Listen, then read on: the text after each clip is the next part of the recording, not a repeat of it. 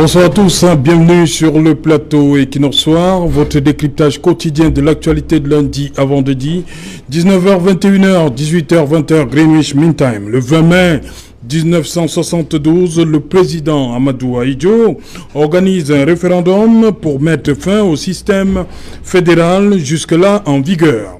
Les Camerounais, dans leur grande majorité, se prononcent pour le passage de la forme fédérale à la forme unitaire. C'est à partir de cette date que la République unie du Cameroun trouve son fondement, une mutation qui s'accompagne d'une transformation des symboles du pays. Le 20 mai restera pendant longtemps un véritable moment de partage et de célébration du vivre ensemble harmonieux. Célébration au-dessus des appartenances et autres considérations. Le 20 mai a toujours été, jusqu'à il n'y a pas longtemps, un moment de communion pour commémorer la République et magnifier le Cameroun anglophone et le Cameroun francophone. Malheureusement, l'unité du Cameroun, depuis bientôt 5 ans, est remise en question par une frange de sa population. À l'origine corporatiste, les revendications d'une partie des compatriotes originaires des régions nord-ouest et sud-ouest du Cameroun vont déboucher à une volonté de sécession, de séparation d'avec la République du Cameroun. Une position rejetée et même inacceptable pour le pouvoir central de Yaoundé qui continue de marteler le caractère uni et indivisible de la République. Conséquence fâcheuse, 4 ans de conflit armé entre les forces de défense et de sécurité et des groupes armés, des milliers de morts, des déplacés internes et des réfugiés. Madame, Monsieur, tout à l'heure à 20h, c'est la grande édition d'information présentée par Julien Berthe Bissaï. Quant à moi, je vous retrouve après pour Equinox Soir, deuxième partie. Ce sera le temps du débrief.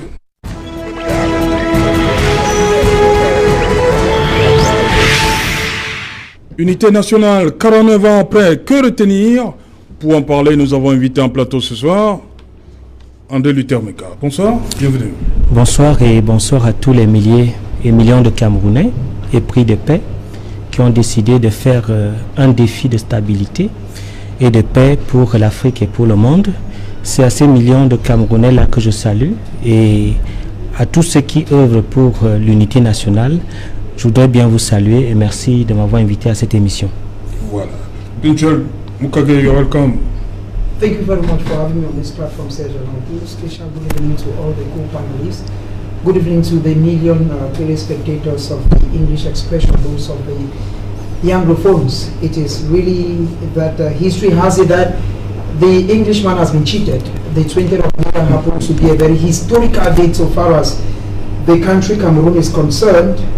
It has been reduced to a day of merriment where people meet in Yaoundé, people meet at the boulevard, they pop champagne, not knowing the historical importance. It means that the Englishman today has been relegated to the bottom, and I feel that having a program like the topic we have today, it's going to give us the opportunity to give some insight to certain Cameroonians, because take it or leave it, the 20th of May 1972 has a historical importance in the lives of the English-speaking Cameroonians. Thank you very much. On va parler de ça tout à l'heure. Merci Joël d'être venu à côté de vous, maître Achille Lejo. Bonsoir. Bonsoir mon cher Alain, bonsoir Coupanel, bonsoir également à tous les fidèles de cette tribune. Salutations militantes à tous mes camarades SDF qui nous regardent actuellement, particulièrement à mes camarades combattants SDF de l'arrondissement de Mombo. Non, merci. En face de vous, président Cyril Sambaka, bonsoir. Bonsoir, bonsoir à tous les Camerounais. Bonsoir au panel. Oui. Et j'ai une question à vous poser. Quel est votre secret? Lequel? Je sens pas bien la question. Cette fraîcheur qui se dégage de vous. Je ne sais pas. Tu fais beaucoup de sport, président. Ah, bien. Très bien. Voilà. Président, je commence avec vous. Est-ce que dans vos têtes, vous pensez qu'il faut célébrer? Vous avez célébré cette journée? Je pense que... Ou bien vous avez réfléchi? Je pense qu'avec mes camarades de l'AFP, nous sommes en train de réfléchir pour un nouveau Cameroun. Oui, parce que tout compte fait, nous constatons que cette célébration est un échec. Et personnellement, j'ai pensé que le chef de l'État a bien fait de ne pas parler. Il a bien fait de ne pas parler parce qu'il allait parler de quoi? Quand on fait la somme... Et l'année passée, lorsqu'il a parlé, il avait raison. Peut-être qu'il y avait encore un espoir, mais là, l'espoir s'en est envolé, surtout que si le chef de l'État parlait, il aurait parlé en dehors de l'unité nationale, du problème du Covid, etc., tout ce qui nous encule ces derniers temps. Donc je pense que nous allons voir à travers cette émission pourquoi est-ce que l'unité nationale ne peut pas fonctionner dans ce pays, pourquoi il ne fonctionne pas. Je veux savoir, vous, Président, vous dites qu'il faut un nouveau Cameroun. On veut comprendre. Nouveau Cameroun avec qui? Il faut un nouveau Cameroun avec des peuples, un peuple. Vous savez, nous avons hérité de la colonisation. Oui. Et les colons partis, nous avons eu directement une administration néocoloniale. Ils sont en train de nous gérer jusqu'à présent. Mais quand on prend des concepts, vous voyez déjà que 61, fédération, 72, unité, tout ça ce sont des slogans. Parce que si on avait respecté les accords de 61, on ne serait pas arrivé en 72 d'une manière unilatérale à proclamer, n'est-ce pas? On sait ce que c'est que les élections et les référendums dans ce pays. Donc, voilà, on a fait une erreur parce qu'on voulait arriver à l'unité. Mais on n'a pas pensé qu'il faut bâtir l'unité. Et pour bâtir l'unité, il faut partir d'un concept. Il faut savoir que l'aboutissement, c'est l'unité. Or, on ne peut pas avoir d'unité nationale si on n'a pas une souveraineté. La souveraineté précède l'unité. Et c'est sur ce chantier que nous sommes en train de travailler parce que nous ne pouvons pas adopter le schéma de celui qui arrive devant une montagne et se met à cogner son front parce qu'il veut percer la montagne. Il faut la contourner. Unité, ça ne fonctionne pas. Et chaque jour qui passe, on s'en rend compte davantage. Donc ne nous voilons pas les yeux. L'unité, c'est un échec. Revenons en arrière pour que nous puissions prendre le bon chemin. Ok. Je sais déjà que André Luther n'est pas d'accord avec vous. André Luther, unité, un échec, comme dit le président Sabaka. Non, je crois que... 49 ans, est-ce que vous pensez que nous sommes véritablement unis? Je crois que pour entrer dans un diagnostic profond, il faut connaître l'histoire du Cameroun, notamment en 1957 avec le gouvernement André-Marie Mbida, 58 à Idjo, 58 à Idjo, notamment en 1959 l'accord de l'autonomie, l'indépendance, et en 60 l'indépendance. Mais il est important de dire aujourd'hui qu'il y a notamment un rectificatif qu'il faille faire au niveau de l'histoire. Parce que j'ai l'impression qu'il y a une sorte d'instrumentalisation et de manipulation de la réunification. D'abord, je voudrais préciser que, en ce qui concerne la réunification, le peuple anglophone, qui est un peuple camerounais avant les années 1919, donc vous parlez du Grand Cameroun, le Cameroun allemand. Le Grand Cameroun allemand avait besoin effectivement de se rallier au Cameroun francophone, du fait que du côté du Nigeria, ils étaient notamment stigmatisés par les Ibo qui les prenaient comme des exploiteurs, des envahisseurs, mais également ils avaient cette envie de se rapprocher, de se rallier avec leurs frères parce qu'ils étaient marginalisés au niveau du développement, il n'y avait pas de route, ils n'étaient pas intégrés, donc ça a été une volonté, n'est-ce pas, du peuple anglophone de retrouver leurs frères camerounais. Et c'est important de le dire parce qu'on a l'impression qu'ils ont été forcés. Et je crois que dans l'histoire, le Fonds Balega II de Bali avait écrit au chef supérieur de soutenir John Gufoncha et de soutenir également Mouna dans cette politique-là. Donc, ce sont les retrouvailles des deux frères. Et je voudrais dire que les francophones ont été parmi ceux qui ont beaucoup travaillé pour cette unification, la réunification.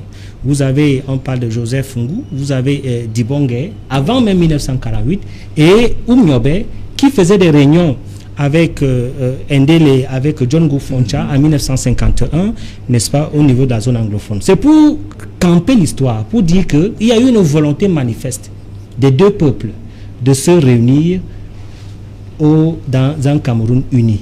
Il n'y a pas eu forcing, bien qu'effectivement il y avait des réticences, mais c'était véritablement des retrouvailles et je crois que le peuple camerounais était content de cela. Dès lors que je l'ai signifié, je voudrais dire que nous devons commémorer cette unité dans le sens où véritablement nous avons vécu pendant 40 ans, notamment dans le brassage culturel, dans la libre circulation des Camerounais. Pourquoi? Parce que je dis, l'appartenance de l'unité se démarque par des leviers. Le premier levier, c'est l'indivisibilité du territoire. Le deuxième levier, c'est effectivement le partage de la culture. Le troisième levier, c'est la libre circulation des Camerounais. Et le quatrième levier, pour moi, c'est l'équilibre régional qui participe en fait de le tout national dans la gestion des affaires du pays. Et lorsque j'évalue ces leviers, je peux vous dire, sans risque de me tromper, que le chef de l'État, son Excellence Paul Biya, a préservé cette unité. Aujourd'hui, où il y a un brassage culturel, où il y a la libre circulation des Camerounais, bien que la zone anglophone est sinistrée, il y a la libre circulation des Camerounais, et il y a l'équilibre régional, qui est notamment une péréquation pour que le tout national, la composante sociologique se retrouve dans les affaires du pays. André, je vous arrête au niveau de votre quatrième levier. Comment comprendre donc que jusqu'au gouvernement, je crois, avant, les anglophones, il faut le dire comme ça, réclamaient des postes de souveraineté dans le gouvernement. Comment lorsque vous parlez d'équilibre? Non, je crois que... Ça veut dire que quelque part, ils pensaient qu'ils n'avaient pas aussi voix au chapitre par rapport à certains postes dans le gouvernement. Jusqu'à ce qu'on a vu le ministre Paul Atangandji, Nalova Lyonga, aux enseignements secondaires. Non, je crois que les appétits politiques sont normaux dans une société où vous allez voir notamment qu'il y a des disparités. Parce que nous sommes tous égaux devant la loi. Oui. Il n'y a pas quelqu'un qui est supérieur. Mais la zone anglophone a un statut spécial. Donc le président leur a donné ce statut spécial.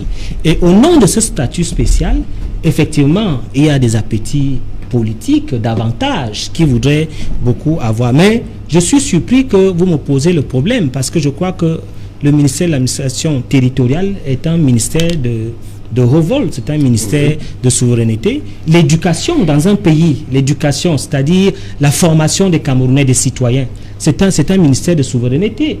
Le contrôle supérieur de l'État, où vous êtes là pour contrôler les biens de l'État, oui. C'est un ministère de souveraineté. Mais ça a été rectifié, André Luther Meka. Puis justement, il posait ce problème qui n'avait pas jusqu'à ce que le président porte Paul Atangandji, Nalova Lyonga et l'autre que vous citez. Non. Il posait ce problème avant. Non, la problématique, je la connais très bien. Oui. Et c'est un débat que nous avons beaucoup fait ici à Equinox. La problématique, c'était au niveau de la représentativité. Parce qu'il y en a qui pensaient qu'ils étaient plus à mesure de représenter l'élite anglophone que les autres. Mais je crois qu'en ce qui concerne notamment la représentativité au niveau de l'appareil d'État, au niveau, n'est-ce pas, du partage des rôles et des répartitions dans le tout national, je crois que la zone anglophone s'en sort très bien avec un premier ministre très dynamique qui fédère et qui est chef très représentatif dans le gouvernement. Donc pour moi, il n'y a pratiquement pas un problème. Je crois que le problème que nous avons au Cameroun est un problème politique. Les Camerounais ne s'entendent pas sur le plan politique, sur les méthodes de gouvernance, des approches. Cela est possible, mais à penser que nous allons découper le Cameroun en morceaux et de renvoyer à l'extérieur que le Cameroun n'est pas uni, c'est pour moi des pratiques politiciennes qui n'ont pas lieu d'être. Ok, d'abord, Maître Achille Ledjo, pour vous 49 ans, qu'est-ce qui pour vous n'aurait pas véritablement fonctionné? Ben voilà, il faut tout simplement... Depuis 72, est-ce que vous avez, les Camerounais ont le sentiment, surtout avec ces deux annulations, on ne va pas s'accrocher au défilé, mais les fêtes nationales sont souvent célébrées. Est-ce que depuis 2 ans qu'il n'y a pas ces parades, il y a quelque chose qui a véritablement changé dans ce sentiment d'appartenance à cette nation Cameroun? Oui, Ben, il faut laisser de faire des grands cours philosophiques quand le débat il est très simple. 49 ans après le 20 mai 1972, oui. Qu'est-ce que l'on retient, qu'est-ce que l'on peut retenir aujourd'hui lorsque l'on parle de l'unité nationale? Telle est la question. Oui. Je ne vais pas refaire l'histoire ici, laquelle histoire ressemble à celle du chasseur qui rapporte, n'est-ce pas, les contes de la chasse. Alors, je vais tout simplement dire ici que le malaise actuellement au Cameroun, en ce qui concerne l'unité nationale au vivre ensemble, le malaise, il est profond. Parce que il faut rappeler que c'est le 20 mai, c'est en 72 que la date du 20 mai a été retenue comme la réunification des blocs anglophones et francophones. Seulement, l'on se rend compte que ce sentiment d'appartenir à une même nation a foutu le camp depuis bien lurette. Pourquoi? Parce que vous vous rendez compte que au jour d'aujourd'hui, il y a une sorte de stigmatisation des ethnies. L'espace public est infesté par les discours haineux.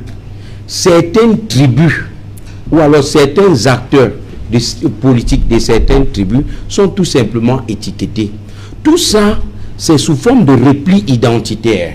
C'est-à-dire chacun voudrait parler en termes de coloration identitaire. Nous ne parlons plus en termes d'unité nationale, nous ne parlons plus en regardant l'intérêt national. Donc, vous regardez avec la crise du Nord-Ouest, la crise séparatiste du Nord-Ouest qui secoue notre pays depuis novembre 2016, vous comprenez que c'est l'unité nationale qui est absolument mise en mal. Il s'agit ici d'une crise liée à l'autonomisation des zones anglophones et francophones. Ceci parce que ils ont eu à être, comme ils ont l'habitude de le dire, ils ont eu à être marginalisés. Les fruits de l'économie ou alors de la croissance de notre économie nationale leur profitant peu, alors que quand vous regardez la deuxième structure qui emploie après l'État, c'est bien sûr la CDC qui est chez eux. Quand vous regardez en termes de sous-sol, ce n'est pas moins 10 ans. Et en termes de BIP, c'est-à-dire de tout ce qu'il y a comme investissement chez eux, on se rend compte qu'ils sont toujours marginalisés. Et en termes de postes de souveraineté, il ne faut pas que l'on confonde les ministères régaliens avec les postes de souveraineté. Ça, c'est ce que M. Meka fait je veux dire, en train de vouloir nous enfumer. Les anglophones ont demandé les postes de souveraineté et ils n'en ont pas eu. Au jour d'aujourd'hui, vous dites que l'une des réponses apportées au questionnement anglophone, c'est le statut spécial. Mais de vous à moi, M. Meka, qu'est-ce que vous mettez dans le statut spécial au jour d'aujourd'hui? Est-ce que le statut spécial aujourd'hui, vous et moi, est-ce qu'on peut dire que c'est implémenté, c'est palpable sur le terrain? Je vous dis non. Le statut spécial qui a été arrêté à l'issue de la session extraordinaire qui donnait les suites législatives aux résolutions du grand dialogue n'ont été, ce statut spécial, tout comme les régionales, n'ont été que des solutions cosmétiques à la crise anglophone qui en réalité est une crise de notre unité nationale. Tout récemment, j'étais sur l'une de vos émissions spécialisées ici à Equinox, où l'un des représentants du RDPC, non moins conseiller régional, qui dit à Mondo Vision que non, elles sont à l'école de l'apprentissage de ce qu'elles doivent faire sur le terrain en ce qui concerne la régionalisation, c'est-à-dire les régionales. Mais bon sang, vous prenez les Camerounais finalement pour des imbéciles. Vous êtes allé à une élection régionale avec un programme, avec des actions à mener à court et à moyen, à long terme. Au jour d'aujourd'hui, on vous demande où en est-on. Vous nous faites comprendre que vous êtes dans des ateliers de formation, vous êtes en train de vous imprégner de la chose même. Et peut-être parce que c'est nouveau. Pardon? Peut-être parce que c'est nouveau. Mais ils sont venus aux élections avec un programme, avec une profession de foi. disant, c'est-à-dire démontrant ou alors communiquant aux populations les actions prioritaires qu'ils ont à implémenter dans je veux dire dans les jours prochains à court, moyen et à long terme. Au jour d'aujourd'hui, on le dit, 3 mois, 4 mois après, qu'est-ce qu'on peut retenir comme action? Ils vous disent les actions que nous menons, c'est qu'on est en train de réfléchir sur les actions dans les ateliers. Le renforcement des capacités, mettre le tout. Le renforcement des capacités, ce n'est pas pour lancer ou implémenter une action. Et le renforcement des capacités, mon cher Serge Alain, quand vous partez une élection, vous avez un programme. Et on vous élit sur la base de ce programme.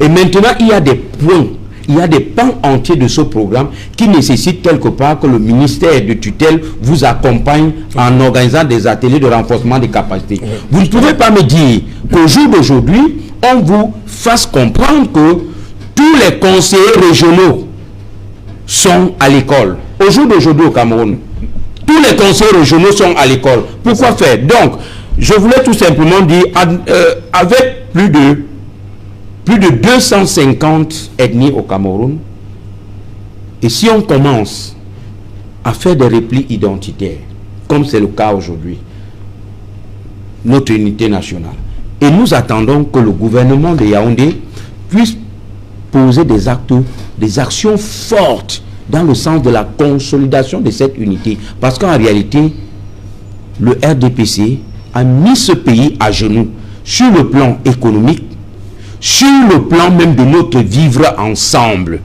Et comme je vous ai dit, c'est le RDPC. La gestion des affaires publiques, vue sous le prisme de Jean-Jacques Rousseau, nous avons confié la gestion de la cité au RDPC qui gère tout en grand maître, sans partage. Sénat, Assemblée nationale, gouvernement, mairie de Banganté, toutes les mairies. Voilà encore notre bricolage qu'on sort avec Abaranté. Non. Pour nous faire comprendre que, effectivement. Non, il y a eu élection, hein, je vous en prie. Moi, je dis c'est un bricolage qui n'a pas de nom. Alors, dans tous les cas, c'est une parenthèse que je ferme rapidement pour dire tout simplement que le RDPC a le devoir, je dis bien l'impérieux devoir, de poser des actions fortes pour ramener le vivre ensemble au sein de notre nation. Moukage, dans votre propos introductif, vous avez dit Englishman has been cheated. C'est un terme qui revient. Depuis 72 ans, c'est le sentiment qui traverse beaucoup d'anglophones. Serge, I'll be honest to tell you and many Cameroonians today that what is happening in the English regions of Cameroon, today called the Anglophone crisis, dates as far back as 1972. Mais pourquoi ce n'est qu'en 2016 que ça a pris cette proportion-là? Vous dites que c'est depuis longtemps. Sure. You know, if you have 2 wives, one is very fat and has 8 children, and the other one is very tiny and has 2 children, and you keep marginalizing the other one because she's tiny and has 2 children as a child in front of the other children, one day the child will tell you, I've taken enough. That's what has happened to Anglophones. You know, sir, there is something I believe that we should be able to correct and tell Cameroonians today. Anglophone is not a tribe. Bien sûr. When I hear people say les Bamileke ont les problèmes, les Bassa ont les problèmes et les anglophones ont les problèmes, c'est not normal. Tu peux dire qu'un banque a un problème, un bac a un problème, un gardement a un problème. Because what happened on the 20th of May 1972, it is simple. It is the day that Anglophones decided through a referendum to close what was called East Cameroon and West Cameroon. In East Cameroon, it was all French-speaking countries, all the different parts of Cameroon, like the Doualas and the other aspects. But if today we feel that people should come up and reduce the Englishman, the Anglophones, to a tribe, then there's a problem. So I feel that essentially the Anglophones, if we have to... Mais qui est à l'origine de ce terme, anglophone crisis? What is the objective? Come again? Non, je demande qui est à l'origine de cette expression, anglophone crisis. No, the objective is that the people were pushed to the wall. the people were pushed to the wall. If you want to fight someone who cannot swim, if you take the person close to the river, the person accepts the fight because you want to drown him. The issue is that where we are today, Serge, the name Northwest and Southwest came after 1972. That is the 20 May. Why? Because we were Southern Cameroons and Northern Cameroons. Okay? On the plebiscite of 11th of February 1961, Northern Cameroons voted and went to Nigeria. Yes. Southern Cameroons came to French Cameroon. And we should not forget, like André Lutemeka was saying, while André Marie Mbida was Prime Minister of the French section, Emmanuel Mbela Lifafe Endeli was the Prime Minister. And when Djongo Froncha took over and Ahidjo also took over, these were two different states. And now the people decide to live as one. Voilà. En réalité, le fait qu'il y a cette volonté, il n'y a pas eu forcing, il y a une volonté de Southern Cameroons de se rattacher. No, there were so many reasons why Anglophones, Southern Cameroonians decided to join French Cameroon. So many. Oui. One of the main reasons is Southern Cameroonians were being maltreated, like he said, by the Igbo people, what was called the Igbophobia. Yes. The English Cameroonian, when they went to the Igbo land or to the Nigerians, as you touched a product and said how much was it you bought that product. That was the first aspect. The second aspect is that Djongo Froncha was so soft-spoken that when Djongo Froncha told the Anglophones, let us go back to our brothers. And do not forget that before now, the Bakosis, the Balons, and the Bamilikis were all people who were separated during the partition. So people wanted to go back and embrace their brothers. That is why today there is no difference between a Bakure man and a Douala man. Yeah. So the people, because of certain personal reasons, wanted to come this way. Now when they made in Fumba, they decided that, okay, the problem of the Anglophone crisis, and that's what we are to the essential, is the people were clear, like Maitre Lejo said. Give the Anglophones top positions as was agreed in Fuban. That if the president of the country, that's what the problem is. Okay. If the president of Cameroon, c'est là que commence le problème. that is because it is a law, you don't touch the law.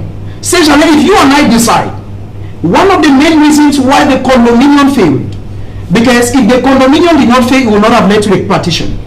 The French and the British wanted to rule Cameroon as a condominium. That is why you had Joseph Aymerich and General Charles Mafa Sindubel. They wanted to rule Cameroon as one. But because they could not agree on the terms of how to rule Cameroon, the partition was inevitable. Now, if we are where we are today, and people decide to live as brothers, and they go to the law and they say, okay, we want that English language should be the official language as well as French. And today, the president since 1982 to 2001 only speaks is French. Not even that. Only speaks in French, and Peter Suka comes to translate in English, and even when he's translating into English, you still get echoes of French. It also, we are living in a country that people make Ça c'est pas la volonté, ça c'est la technique. No. It is deliberate. It is deliberate at it. No. I'm an English speaking Cameroonian. I've gone to the interiors. I've spoken to the people. The problem of the people is the deliberate violation of the terms. Ahidjo changed Cameroon from the federal to the unitary. Through a referendum, let's say through a referendum, it's true. But under which pass the President Paul Biya changed Cameroon from a unit? Why is Cameroon called La République du Cameroon? Because La République du Cameroon is a name that French Cameroon gained independence when Southern Cameroon was still an integral part of Nigeria. Why? If you marry a wife and you decided, okay, today I will call you unitary state, it means there were two people. By then Cameroon, the flag had 2 stars. From the 20th of May 1972, it turned to 1 star.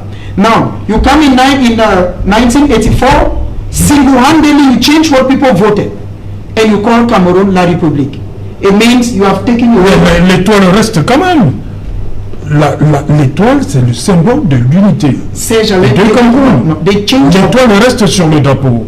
No, the issue is not the star, the issue is the name. I'm telling you because at times when we come on platforms like this, we use this opportunity because people like André Lutemeka, they just stay in the l'étoile sur le drapeau du Cameroun symbolise quoi? It signifies oneness. On 20th of May 1972, the 2 stars changed to 1 to signify that East Cameroon West Cameroon has become one. But now when you look at the reality, what I'm looking at is a reality. What was agreed upon? What did Ahidjo tell Djongo Foncha? Essentially, it may shock you to understand that one of the reasons that Djongo Foncha resigned from the CPDM, because Djongo Foncha was the first national vice president of the CPDM. When he resigned in 1990, one of the things he told Paul Biya, he said, I've decided to resign because the people I brought to you today are being treated à les biafins, les ennemis dans la maison, et les bamenda. This is somebody who sacrificed, brought a people that they were one brothers. Then today when I see people sit and say that le grand nom a un problème, les bamilés ont les problèmes et les anglophones ont un problème. Est-ce que les anglophones c'est un tribut? Et les bamilés? They are not. This is the law. We should be very careful when we say this. Même les Américains font encore des anglophones are not. Même le grand nom, c'est pas une tribu. C'est pas une tribu. C'est Jalem. We should be able to say that. When Ahidjo changed the West Cameroon to East Cameroon, Cameroon changed and had 7 provinces. Okay, it is Ahidjo brought it to 10. By then, President Biya who brought it. Yeah, who brought it to 10. But the truth is, before even they brought it to the 7 provinces, East Cameroon, where was the Bamileke man? Was he not in East Cameroon? So today when people are complaining what they are legally correct, you start reducing them and saying les anglophones revendiquent. Pourquoi? Is anglophone a tribe? Ok, voilà, merci. Président Sambaka, est-ce que vous comprenez les récriminations qui reviennent tout le temps de la part de nos compatriotes des régions du nord-ouest et du sud-ouest? Il dit que depuis l'indépendance, un francophone est à la tête. Jusqu'ici, le poste de souveraineté même, un anglophone, le premier ministre vient, je crois, à la 4e position. Et 5e. Est-ce que c'est pas tout ça qui énerve? Alors, le poste de souveraineté, moi, la souveraineté, je sais qu'elle appartient au peuple. La première chose. Et ensuite, il faut comprendre que tout part du fait que nous n'avons pas eu la réunification avant les indépendances. Si on avait eu la réunification avant les indépendances, ça aurait été autre chose. Parce que les Camerounais n'ont pas de problème en tant que peuple. C'est l'administration qui met les Camerounais dans cette situation dramatique. Pourquoi? Parce que notre administration n'a pas été pensée. Au départ, il n'y a pas un objectif qu'on veut atteindre et mettre en place des mécanismes pour atteindre ces objectifs. Si nous avions pensé à la souveraineté, qui appartient au peuple, qui le transmet, à ce moment-là, il n'y aurait pas de problème. Mais quand vous vous rendez compte que même chez les Bassa, c'est l'administration qui est venue sectionner. Et il se trouve mal aussi. Parce qu'il y en a qui sont dans tel autre département, telle autre province, etc. etc. Donc, l'objectif de notre administration qui a suivi la colonisation, c'est de poursuivre les méthodes coloniales. Et c'est à ça qu'il faut s'attaquer. Parce que tout ce que nous disons là, ce sont les conséquences. Ce sont les conséquences de notre mauvais choix. Or, quand on a mal choisi, il faut qu'on s'arrête un moment, qu'on pousse la réflexion. C'est la raison pour laquelle l'administration camerounaise, ceux qui nous gouvernent depuis, n'ont jamais pris la peine de faire asseoir des anthropologues, de faire asseoir des historiens, etc., des sociologues, pour se poser la première question, qui sommes-nous? Parce que ça va aller à gauche, nous sommes anglophones, ça va aller à droite, nous sommes des nordistes, etc., etc. Nous serons Camerounais quand? Et qu'est-ce que le Cameroun? Qu'est-ce que nous voulons? D'où venons-nous? Où sommes-nous et où allons-nous? Quel est notre objectif? C'est pour cette raison que je tiens à vous dire que tout ce que nous faisons là, nous allons dans le mur. Parce qu'on ne va jamais s'entendre. Il faut un nouveau Cameroun. Il faut un nouveau Cameroun parce que les Camerounais sont allés à l'école, les Camerounais ont tout ce qu'il faut, les Camerounais ont des richesses, mais les Camerounais sont pauvres. Ça, on va me dire que c'est la gouvernance, on détourne de l'argent, mais le choix même de l'avenir du Cameroun, comment on l'a bâti, Parce que si on ne part pas sur ces fondements philosophiques et autres, on ne peut pas comprendre où nous sommes aujourd'hui. Moi, je tiens à dire que le Cameroun est sur un starting block. Il faut rebâtir le Cameroun avec tous les Camerounais. C'est-à-dire que c'est tous les Camerounais qui doivent se mettre ensemble. Ce n'est pas un gouvernement. Parce que vous voyez, les choix du gouvernement sont des choix qui sont des choix, comment je vais appeler ça? Ce sont des choix pour eux. C'est-à-dire qu'ils se mettent dans la peau des colons. Et ça ne peut pas profiter au peuple camerounais. Donc, les divisions ne font que se poursuivre. Et ça s'est même accéléré. Pourtant, on dit unité nationale. Unité nationale. Il ne faut pas que ce soit un slogan. Pour atteindre l'objectif de l'unité nationale, si on ne passe pas par là où il faut passer, on ne pourra jamais l'atteindre. On va colmater les brèches. On va essayer de dire, voilà, on a partagé le poste, on a donné à tout ça, ce sont des phénomènes de l'égoïsme qu'on a appris de la colonisation. Ce n'est pas la générosité. Moi, j'ai été formé dans cela. La générosité. On ne peut pas vivre ensemble quand il y a d'un côté l'administration avec les populations qui ne sont pas des peuples et de l'autre côté, vous avez les citoyens. Voilà comment le Cameroun fonctionne. Donc, on infantilise les Camerounais. Ils n'ont pas une éducation citoyenne. Vous voyez, moi j'ai fait mon exil au Bénin, j'ai vu comment est-ce que l'administration, décidant qu'on a dans la démocratie, faisait des colloques en langue vernaculaire, en français, partout, pour que les Béninois deviennent des citoyens. Parce que tout ça, c'était des populations. Donc, si au Cameroun, on pense que rester au pouvoir, c'est manipuler les populations, mais eh bien, donc, on ne s'en sortira jamais. Mais si c'est la générosité, l'unité nationale, etc., il faut donc qu'on élabore des concepts qui puissent permettre l'élévation de la population. Déjà, sur le plan de la citoyenneté, on ne peut pas voter, on doit voter, contrôler, sanctionner. Vous avez vu des gens voter ici, aller contrôler les maires, alors que c'est ouvert? Non. Dès qu'on a voté, on tourne le dos, on s'en va.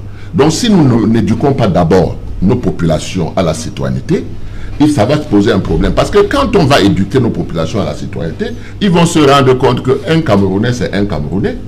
Il n'y a pas de problème de tribu, parce que dans 50 ans, nos enfants qui seront à cette époque vont se moquer de nous.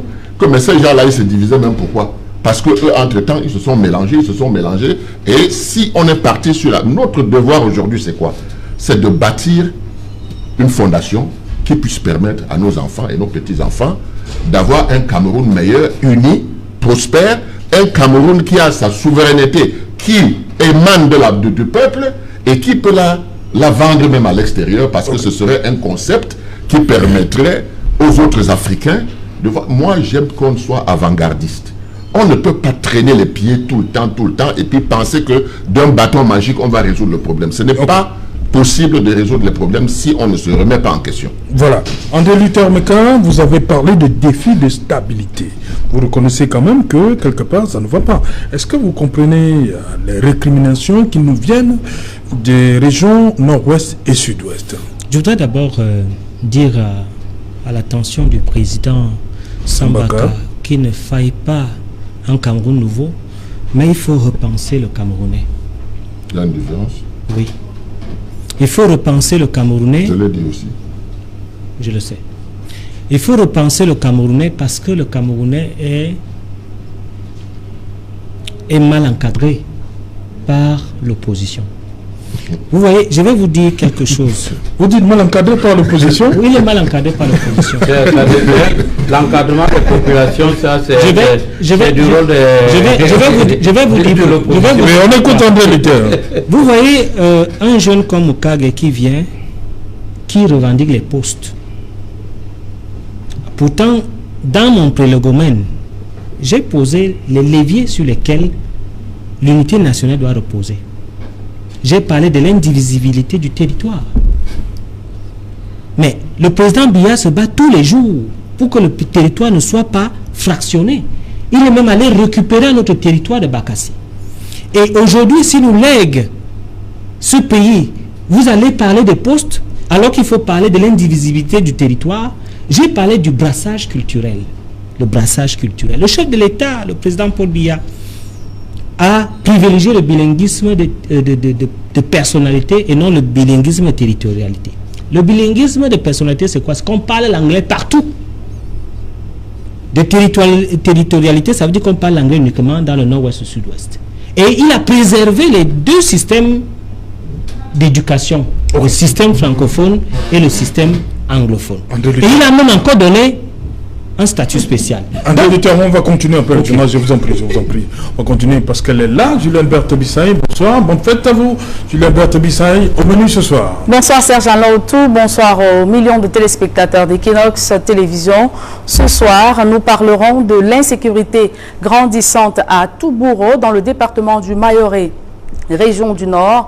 Là-bas, les populations sont sur le qui-vive depuis plusieurs mois. Elles font face ou elles sont victimes des kidnappings avec demande de rançon. Exaspérées de cette situation, elles dénoncent le laxisme des pouvoirs publics. Dans le 20h, nous parlerons également de cette affaire qui suscite un tollé de réaction sur la toile. Il s'agit du rapport de la Chambre des comptes de la Cour suprême sur les malversations des fonds Covid-19. Il faut le rappeler, selon ce dit rapport, plusieurs milliards de francs CFA ont été détournés par plusieurs ministères et les plus incriminés sont le ministère de la Santé publique et celui de la Recherche scientifique et de l'innovation. Vous le savez, Serge Laoutou, ce jeudi 20 mai est jour de fête nationale, une édition sans festivité officielle en raison de la pandémie de Covid-19. Dans le 20h, vous écouterez les réactions diversifiées des Camerounais sur l'unité nationale.